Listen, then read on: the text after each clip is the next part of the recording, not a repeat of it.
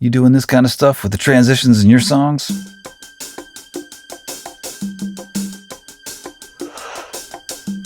Oh, it's a good mix. Yeah. Maybe you don't need after.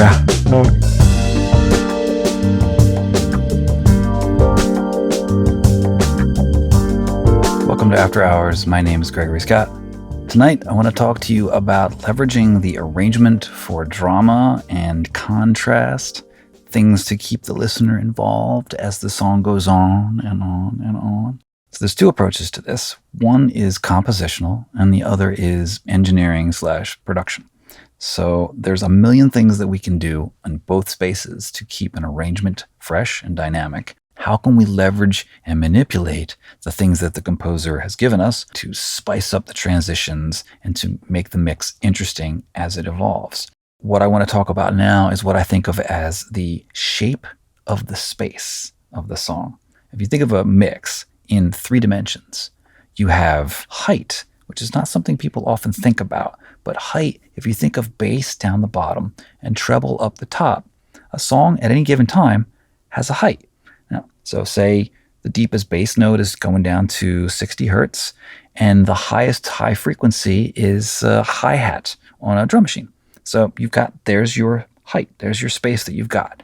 And then as a mixer, you've set up some sort of panning array here. You've got sounds panned in various places.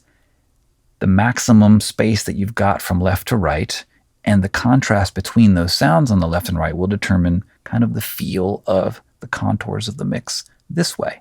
And then front to back is a mixture of how much transient energy you're letting through. If you've got percussive stuff and it's compressed, how open are your attacks, how much stuff is hitting you. That will determine how close that sounds. But also frequencies can holler. If you scoop out the mid-range, it will pull a sound away from you. But then there's also effects, reverb, and delay will have the effect of stretching sounds back in space, sometimes a lot, sometimes a little. The brightness or darkness of the effect will change your perception of that depth. And then also any sounds that were recorded with room microphones. Oftentimes drums are recorded that way. But sometimes, especially if you're recording your own music, it's nice to throw a stereo pair of microphones way further back in the room. Doesn't matter if your room's not particularly good sounding. It's still cool to capture that room sound with your close mic'd tracks, because you never know in a mix when you're going to want to leverage those. So you have these 3 dimensions to a mix. You've got the height with the bass and the treble. You've got the width with your panning and the contrast between the sounds. And then you've got front to back via either artificial or natural reverberation and effects, and the shape of the EQ and the frequency and the tonality, and then also the transients. That's a lot to unpack there. But if we just take this as a black box concept here where you've got this shape going, then what you can do with your transitions is you can change the shape of the song in a way that even a casual observer or listener, or somebody who wasn't even really paying attention to the song, will notice. And there's a lot of ways that we can do that, but let me drop a few on you here now that you can have fun with.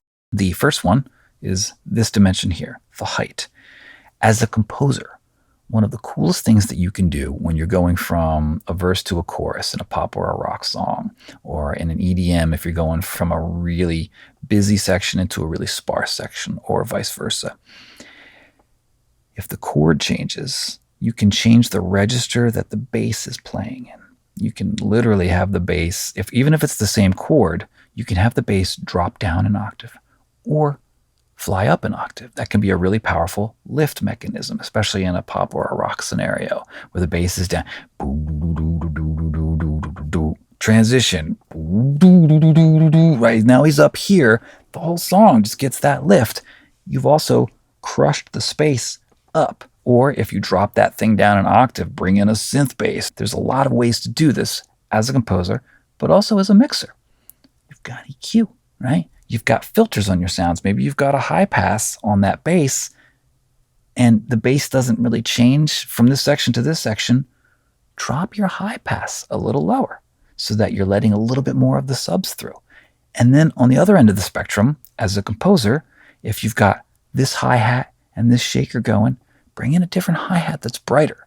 Or if you're the mixer, add more 10 or 12 or 16K to that sound.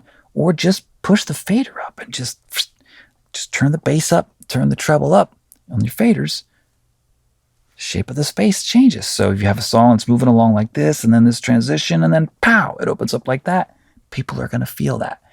And so now you see where I'm going with the width. If you pull your panning in, if you keep it narrower in, say, a verse, that leaves you room to grow and to stretch. And if you're not already tuned into this is so ubiquitous in pop music at this point in time that it's become a cliche, and nevertheless it's still effective, especially like with vocals. Even if in the verse you're doubling or tripling vocals, keep those things tight. Don't go beyond like 9 and 3 like this. Keep it here, or keep it here if you can even. But then when that chorus hits, and then you've got like harmony vocals, or you've got the main vocal and 2 unison double and a triple happening, throw those farther out. And then if you've got 2 new sounds coming in, because hopefully you do, right? You've got 2 new sounds coming in. Maybe it's a guitar and a sitar coming in. Throw those all the way out, or do some phase trickery to even crank out the sides further and just get that mix opening up in this dimension here.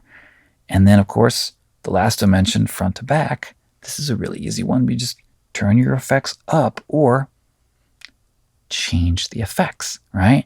Add a longer reverb, or add a shorter, brighter reverb. Add a wider reverb. Add a stereo slap delay that's got a brightness, and throw that on the vocal. Man, if you can change the effects on the vocals when you come into this section from this section, and the space around those elements changes because everybody notices the vocals. If you change the texture and the flavor and the wetness and the dimensionality around them, and you've got new elements coming in, and those are panned even further out, and then you're dropping your bass down a little lower and you're stretching the treble up a little bit higher. If you've got all of that movement happening on the production level in your transitions, it's going to grab the listener's attention. And then, of course, at some point, for dynamics and interest, you're going to want to do the opposite. You're going to want to bring it all back in again.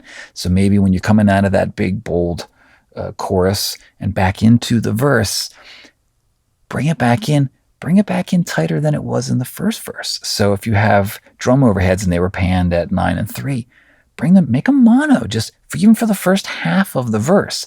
Bring the pan knobs in so they're right on top of each other. And then halfway through that verse, as a lift, crack them open again. People may not be able to perceive the spatial aspects of that, but they will feel the difference, the palpable difference in the shape of the space of the song.